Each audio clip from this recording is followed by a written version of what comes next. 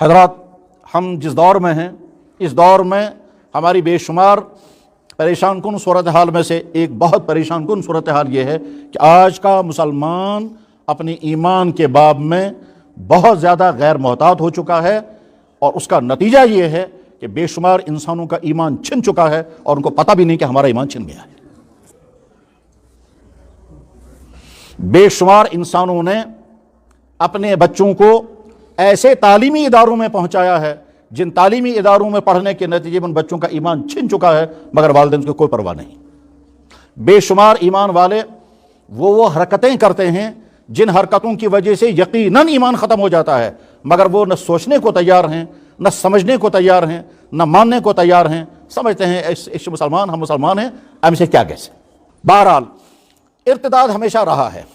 جان بوجھ کر کے کوئی انسان اپنا اسلام چھوڑ کر کے کفر کی طرف چلا جائے، ایسا واقعہ آ سکتا ہے۔ یہ کب ہوگا؟ کہ جب اللہ تعالیٰ شانہ نے اس کے ذہن کو ایمان سے محروم کر دیا ہو۔ اب وہ چاہے کسی مفاد کی بنا پر، چاہے کسی غلط فہمی کی بنا پر، چاہے کسی لالچ کی بنا پر، اور چاہے کسی پریشر کی بنا پر ایمان چھوڑ کر کفر کی طرف چلا جائے۔ ایسا ہوگا لیکن بہت کم ہوگا۔ اس سے زیادہ جو واقعات پیش آئیں گے وہ کیا ہوں گے کہ انسان ایسی حرکتیں کرے گا جن حرکتوں کی وجہ سے وہ آدمی ایمان سے چلا جائے گا۔ مثلا کسی بھی کفر کی کوئی ایسی چیز جو اس کفر کی نشانی ہے، جب وہ مسلمان اس کو اختیار کرے گا تو اس کا ایمان اس سے ختم ہو جاتا ہے۔ مثلا گلے میں زنار ڈالا گیا، جو عیسائیوں کے ہاں سلیب کہلاتا ہے، تو اگر کسی نے گلے میں سلیب ڈالنے کی وجہ سے آدمی ایمان خارج ہو جائے گا۔ اسی طرح سے پیشانی پر ٹیکا کیا تو آدمی ایمان سے خارج ہو جائے گا۔ اسی طرح سے مورتی کے سامنے مالائیں ڈالی گئیں تو آدمی ایمان سے خارج ہو جائے گا۔ اسی طرح سے بھجن گائے گئے اور وہ جملے زبان سے بولے گئے جو کفر کے جملے ہیں تو آدمی ایمان سے خارج ہو جاتا ہے۔